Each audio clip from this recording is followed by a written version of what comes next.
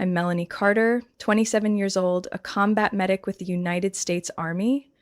If you've ever been called the biggest disappointment in the family, you might understand why I left our home in northern Atlanta at 19. My family isn't what you'd call ordinary. My father, Charles Carter, is the dean of the law department at a prestigious university. My mother, Elaine Carter, is an internal medicine doctor with over 20 years of experience at a private hospital in Midtown.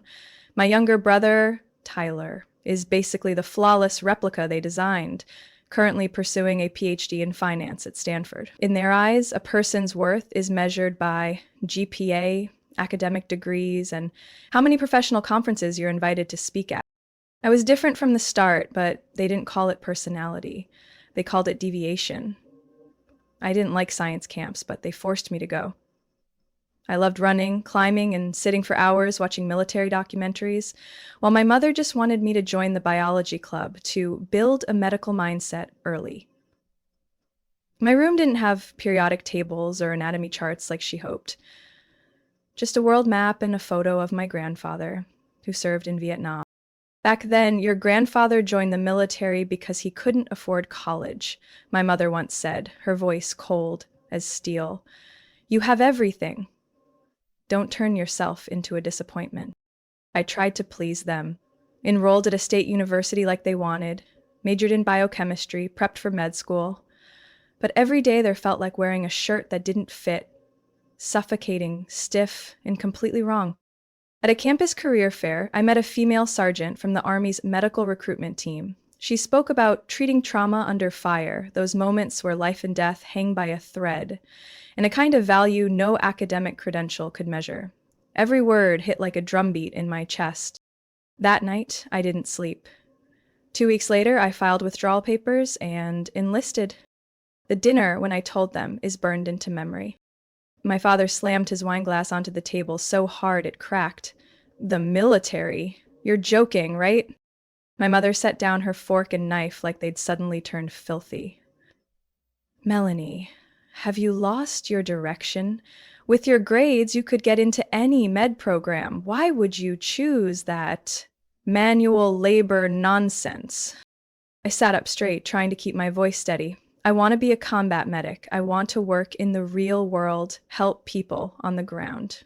Tyler smirked, not even trying to hide his sarcasm. Sounds like a low-budget Netflix drama. So what now? You'll wrap boo-boos and hand out Tylenol in a field tent? I turned to him. I'll be saving lives in conditions hospital doctors wouldn't last an hour in. And I won't spend 10 more years in classrooms just to earn a degree our parents can brag about. No one answered. No one asked me a single follow-up question. That night, I sat alone on the front porch, listening to the Georgia pines rustling in the wind. The enlistment form was folded twice in my jacket pocket. 1 week later, I boarded the bus to basic training. No send-off. No good luck, just a short text from my father. Call home when the fantasy ends. If not, don't disgrace the Carter name. I deleted the message the moment I read it, but every word is still etched in my mind to this day. It took me 6 months to complete basic training and specialized combat medic instruction. Those 6 months were harsher than anything I had ever imagined, not just physically exhausting, but emotionally stripping. No parents, no GPA to lean on, no one to catch me when I stumbled. But in that brutality, I found something my family never gave me. Real validation. I graduated in the top 5% of my class.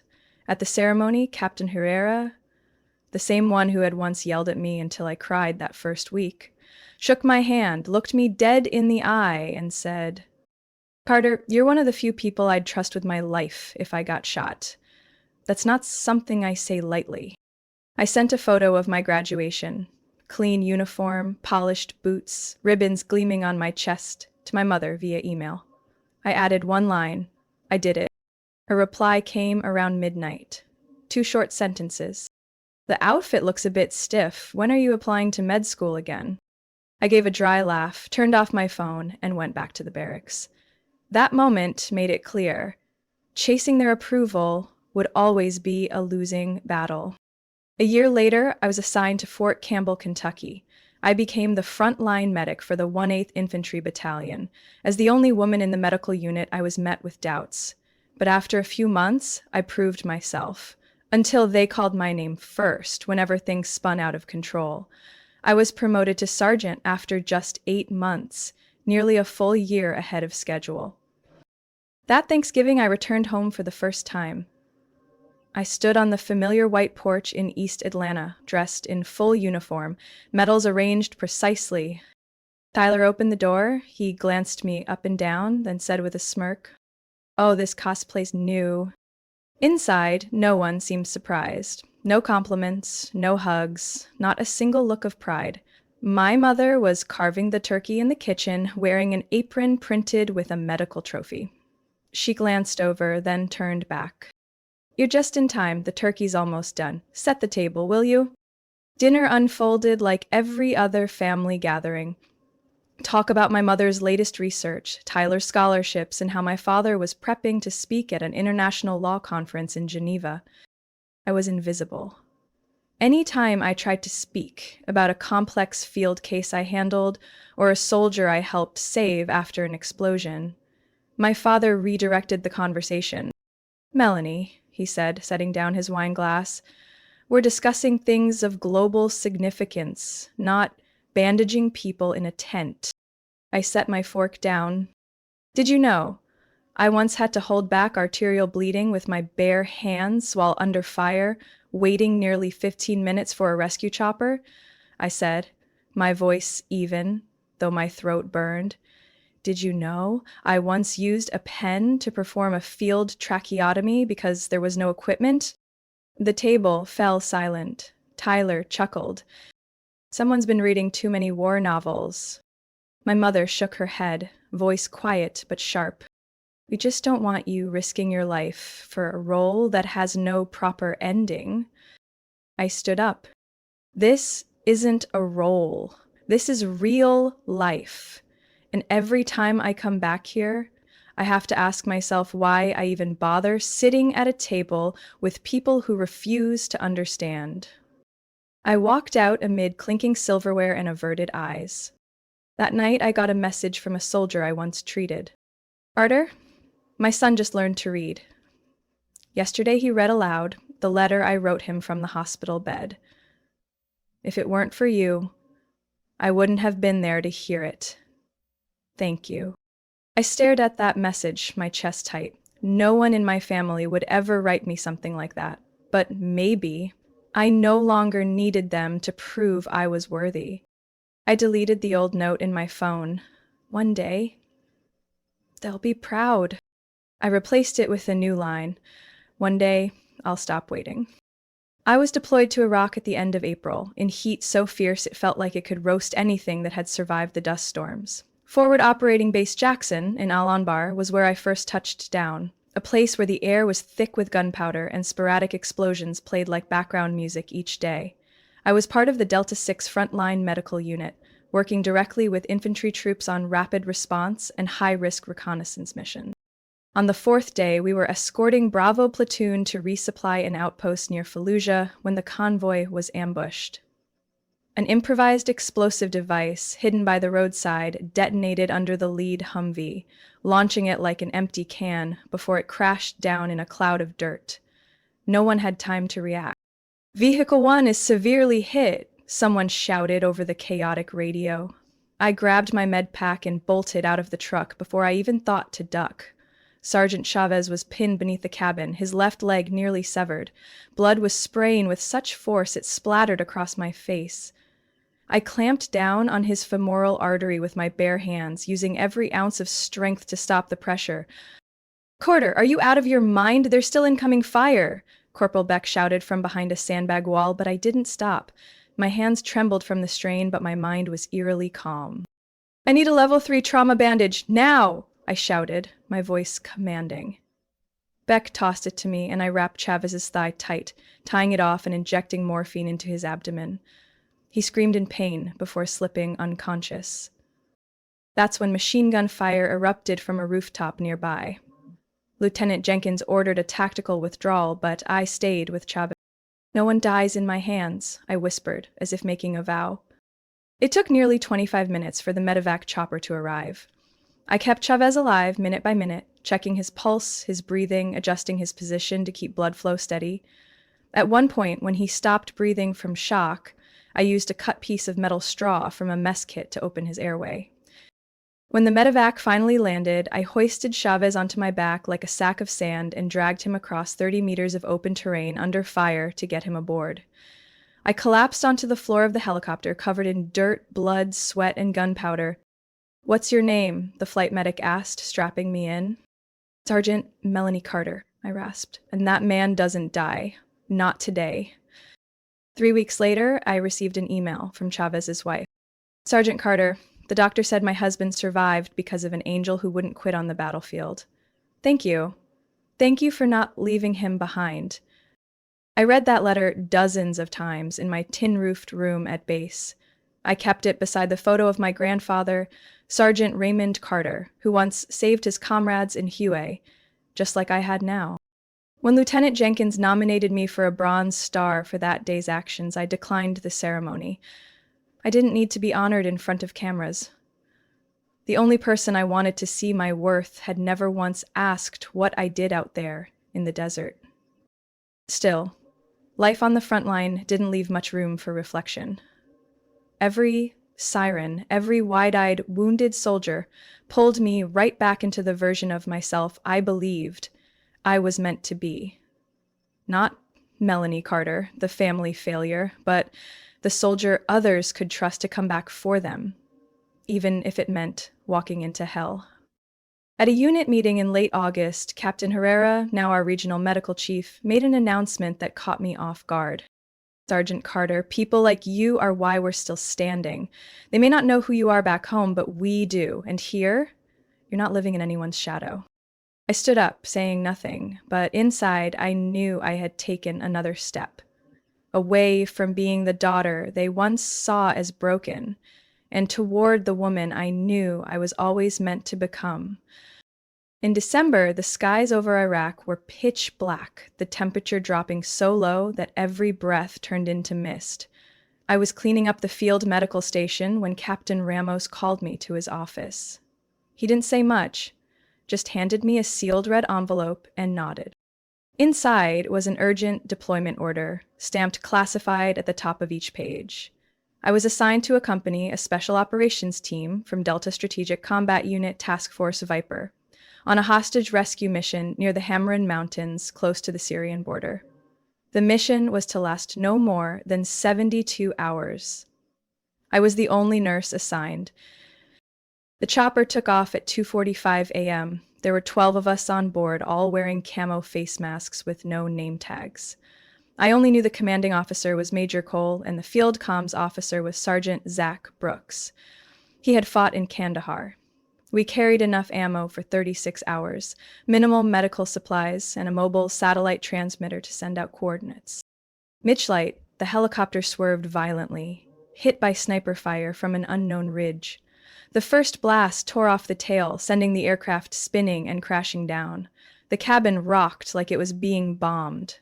When I came to, I was sprawled across a torn piece of fuselage, my left leg covered in blood. "Carter, are you alive?" Sergeant Brooks called out from the wreckage. "I am, but I'm hurt," I replied, limping upright to check a deep gash in my thigh. Metal lodged near the muscle, but it missed the main artery. For now, I was okay. We lost 2 in the crash, the lead pilot and the machine gunner. 7 others were injured, including Major Cole. Abdominal trauma and rapid blood loss. No communication signal. The satellite unit was fried. GPS was dead. I became both the lead medic and navigator. That first night, we set up a makeshift shelter in a canyon, rigging IV lines to hang from, rifles to keep Cole alive. Every 2 hours, I checked his vitals, changed dressings, and administered morphine to those in shock. No one complained. No one spoke much.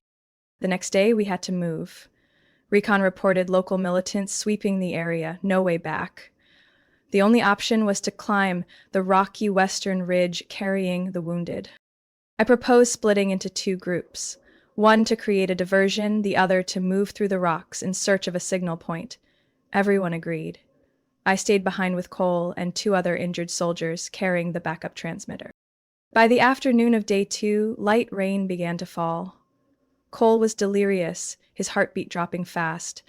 I had to perform an emergency procedure, opening his abdomen to drain internal fluid using a pocket knife and a piece of a water filter straw. I'd only ever read about this in textbooks, but I knew we had no other choice. My hands trembled at the first incision, but once I started, muscle memory took over. That night, I sat beside Cole, one hand gripping my M4, eyes locked on the slowly blinking signal monitor. At 3:12 a.m., the satellite finally connected. I transmitted our coordinates, terrain description, and the number of survivors. Exactly 48 hours after the crash, the rescue chopper appeared, a streak of light in the frigid darkness. We were hoisted up by rope, one at a time. I went last. As the clip locked onto my vest, I looked back at the smoke, at the place I once thought I'd die. Inside the rescue bird, Major Cole squeezed my hand and whispered, "You didn't just save me, you kept this whole team alive." I nodded without speaking. My tears fell when no one was watching. Not from pain, not from exhaustion, but because, for the first time in my life, I knew with absolute certainty I belonged here. I didn't need to prove anything anymore. The only thing was, none of it ever made the news. The mission remains sealed in a top secret file. No one outside our team knows what really happened in those mountains. Not a headline, not a single photo. And as always, my family never asked. But for me, those 48 hours are living proof of everything I was once denied. And I swear, if the truth ever comes to light, no one will ever call me a disappointment again.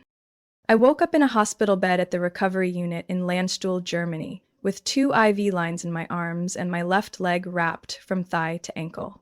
The shrapnel from the helicopter crash had been removed, leaving a deep scar that required 6 stitches and weeks of therapy. Beside the bed was a handwritten letter from Major Cole. Still weak, but alive thanks to the field surgery I had performed. He called me the lifeline in hell. Next to the letter was an envelope from command. Inside was a notice awarding me the Purple Heart, the honor given to service members wounded or killed in the line of duty. I snapped a photo of the medal and sent it to my mom. The message simply read, "Mom, I'm alive." And I was awarded a medal today. Half a day later, she replied, "Well, but was it worth it getting hurt like that? Have you reconsidered med school yet?" I read that line over and over like an invisible punch. Not a single question about my condition. No, "Are you okay?" or "I'm glad you're alive." I tried calling. It rang 4 times before my dad picked up. "Oh, Melanie, your mother's in a Zoom meeting and I'm heading out soon," he said quickly, like afraid he'd get stuck. "You called to—" "I nearly died, Dad," I said, my voice even but my throat dry. "Helicopter crash. I was badly injured. Nearly 2 days without rescue." He paused for a few seconds. Then, "So, what do you plan to do next? Maybe take this as a sign it's enough?" I let out a short laugh. "You mean I should quit?" "Not quit," he corrected. "Just move toward a path with more future. The military was just a phase, right?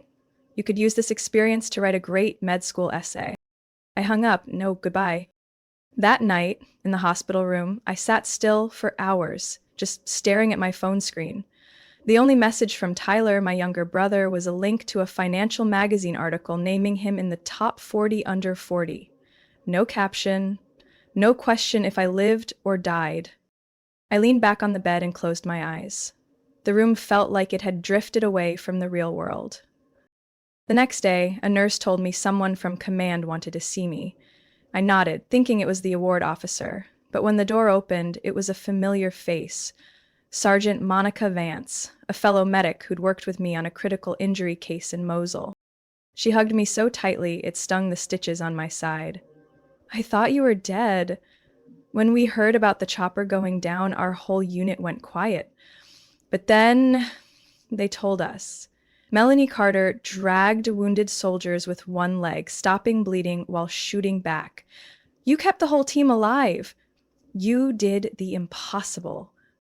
I didn't respond. I just held Vance's hand tightly. For the first time since the crash, I didn't feel alone. A week later, I was cleared for discharge with 30 days of medical leave. I decided to go back to Atlanta. Even knowing what probably waited, I went. Maybe because some part of me hadn't completely given up on them. But when I stepped into that familiar house, everything was just as it had been. My father reading the paper on the couch, my mother typing on her laptop at the kitchen table. "Oh, Melanie," my mom looked up. "We thought you were coming back next weekend." I set my bag down. "I'm back on schedule, Mom." "How's the injury?" she asked, eyes still on the screen. "Healing. Still hurts, but I'll be starting physical therapy." "Good," my dad said. "Hopefully it won't leave permanent damage. You wouldn't want that affecting your med school application." I looked at them, then slowly asked, "Did you know I received the Purple Heart?" My father nodded. "Yes, your mother sent me the link. But nowadays anyone can get one. Some folks get it just for falling during a training drill." I froze. That was the moment I understood. No matter how many lives I saved, no matter if I survived a disaster or shook hands with the president, they would always see me as the blemish on the family resume. I didn't cry. I didn't scream. I just quietly pulled out my phone, deleted every unread message from them, and sent one final line. "I'm no longer the Melanie you want, so stop trying to pull me back." I turned and walked out of that house, and this time, I don't think I'll ever go back. 6 months after I left the hospital, when the scar on my leg had healed and the nighttime pain only flared up now and then like an old melody, I got a call from an unknown number. The voice on the other end was deep, composed, but something about it made me sit up straight, as if waiting for a command. "Sergeant Melanie Carter?" "Yeah." "This is Colonel Vincent Harlan, representing the Senior Medical Corps office at the Pentagon. Your actions during the Hamrin operation, according to reports from Command and Intelligence, directly saved the lives of 14 soldiers and contributed to locating 26 American hostages. The President has signed off on awarding you the Distinguished Service Cross. You are invited to the ceremony at the White House next Thursday. Dress uniform. You may bring family." I could barely breathe when I set the phone down. The paper in my hand trembled. It felt surreal, like I was standing inside a storm whose winds weren't blowing outward, but spinning inward, deep into my chest. I looked at my contact list. My hand hovered over the name. Mom. Elaine Carter. I had said I wouldn't go back, but some part of me, foolish or not, still longed to see the look in their eyes when they heard the news. I texted, "Next week, I'm being awarded the DS. See by the president at the White House. If you want to attend, 2 p.m. Thursday, East Wing." The reply came 5 hours later. "Your father has a seminar that afternoon. I'll check my schedule. Thanks for the update." I didn't respond. I wasn't expecting anything anymore. The ceremony took place under the white dome of the East Wing, where light poured through tall windows draped in blue velvet. I wore my dress uniform, shoes polished to a mirror shine. The Purple Heart was pinned neatly over my left chest, just beneath my name.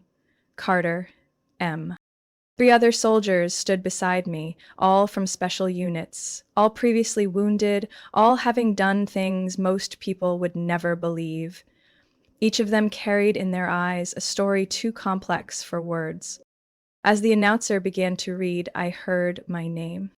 Sergeant Melanie Carter, for acts of valor beyond the call of duty while engaging hostile forces, maintained the lives of fellow soldiers under complete isolation despite injury, continuing medical care and strategic communication, contributing to the rescue of 26 American citizens, and preventing a cross-border terrorist attack.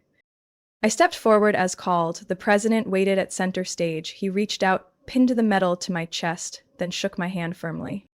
"Sergeant Carter," he whispered, voice barely reaching the mic. "My brother was one of the people you saved." I froze. "I can't say that on camera, but my family owes you everything. Thanks to you, his daughter still has a father." I gave his hand a gentle squeeze, my eyes stinging.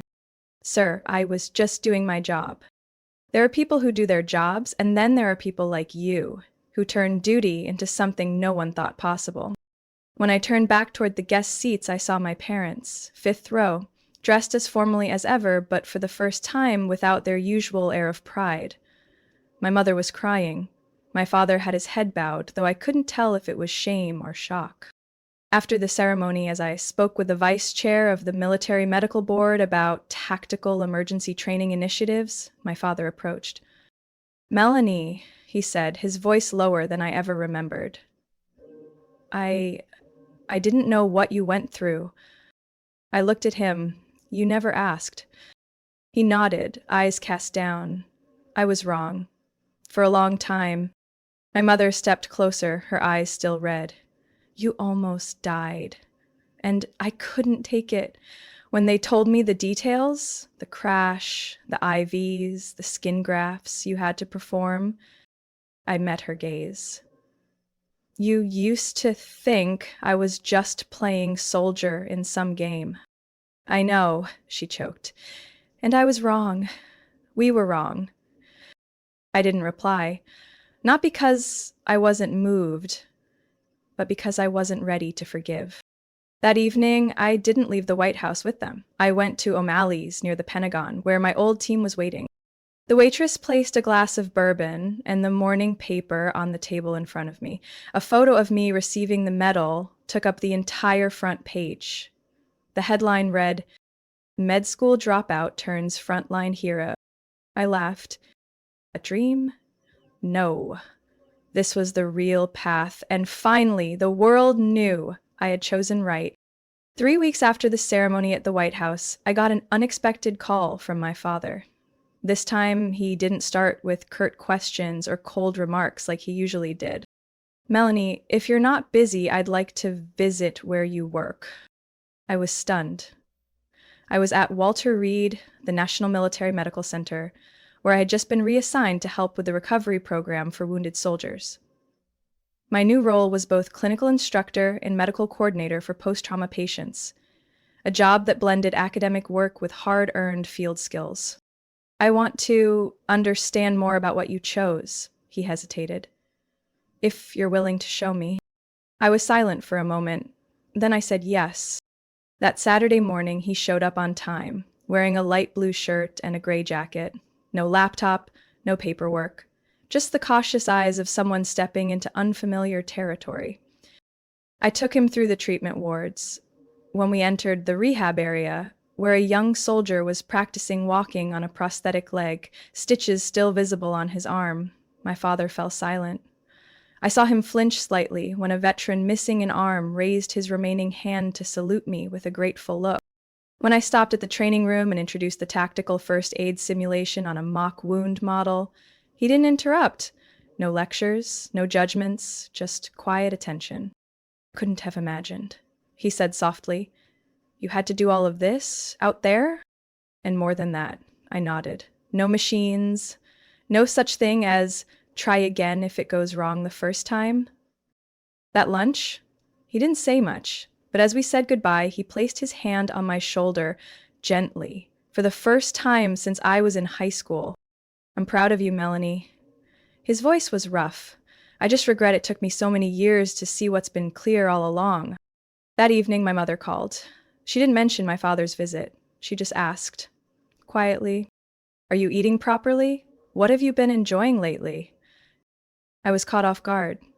She had never asked what I liked, always defined what's good for you by what she believed was right.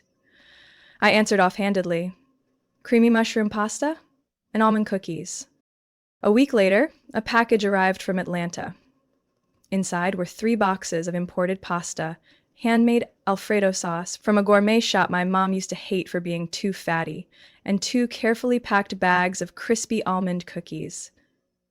On top was a handwritten note. "I can't heal the scars, but I can send a little sweetness to soothe the wound. Mom." I didn't cry, but I sat with that note in my hands for a long time, doing nothing else. A few days later, Tyler called. "You doing okay?" he asked, his voice so gentle I barely recognized it. "I'm fine, still teaching, still treating.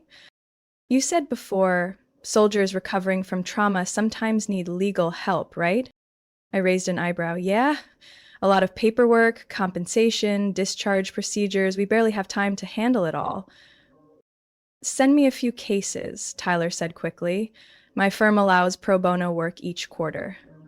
I want to try. At least start there. I was silent, then nodded, even though he couldn't see me. Thanks, I whispered. And just like that, no grand apologies, no tearful movie scene confessions, my family started to change. Not into some perfect picture of harmony, but for the first time, they listened, they learned, and they reached out on their own.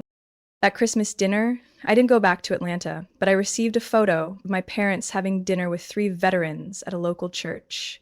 Tyler sat beside a man with one arm, helping him fill out a medical aid application.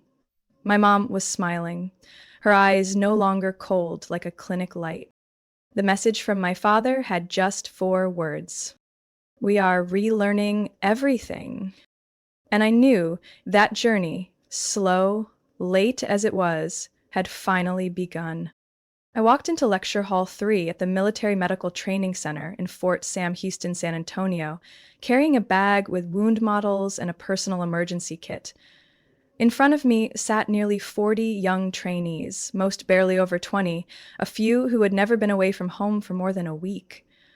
Their uniforms were crisp, their eyes a mix of eagerness and confusion. I slowly wrote on the whiteboard, "The first thing they don't teach in books. Fear never disappears. You just learn how not to let it paralyze you."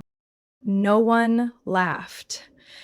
And that's when I knew they were truly ready to listen. I didn't just teach them how to insert an endotracheal tube in low light conditions or how to splint a broken bone with sandbags and bandages. I taught them what to do when the helicopter doesn't make it in time. How to stay calm when blood splashes in your eyes and your teammates are screaming through smoke and chaos. How to pull a heartbeat back from the edge of death using nothing but your trembling hands and no room for mistakes.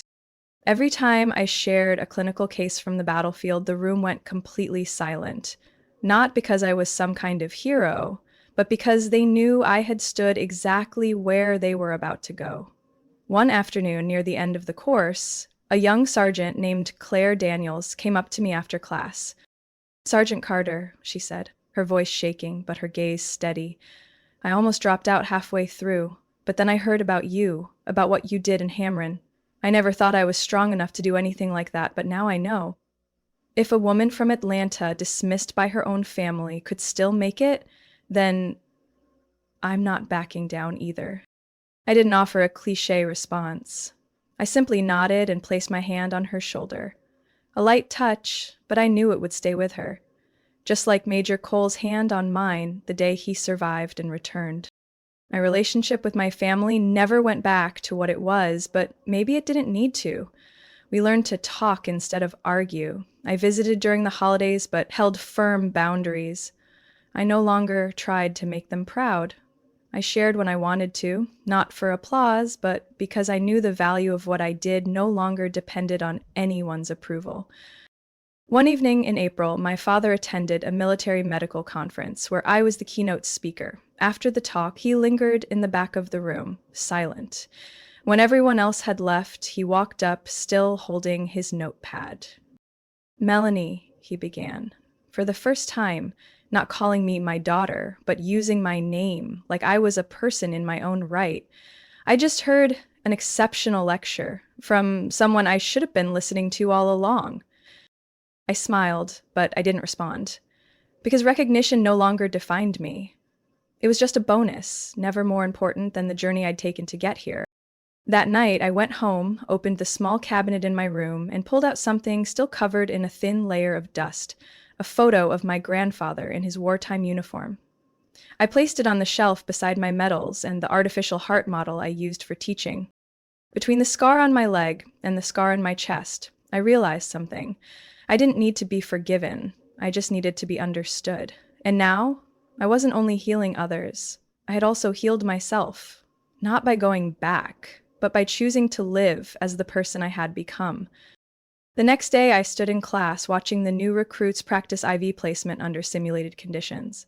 A thin black girl, bright eyed but visibly nervous, had trembling hands as she inserted the needle.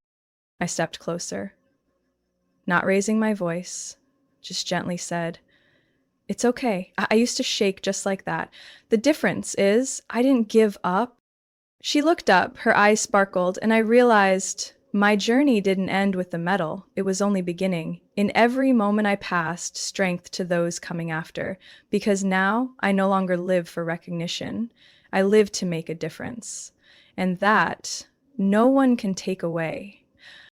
From someone once deemed a disappointment by her own family, Melanie Carter walked through battlefields, bloodshed, and isolation to prove her true worth. She no longer lives to seek approval, but to save lives, inspire others, and carve her own path where courage and conviction take the place of compromise. In the coldest silences, she learned this. A person's value isn't found in someone else's eyes, but in how we keep standing, even when no one stands beside us. What do you think about Melanie's journey? Can courage truly heal wounds caused by family? Share your thoughts below, and don't forget to follow the channel for more powerful stories about family and resilience.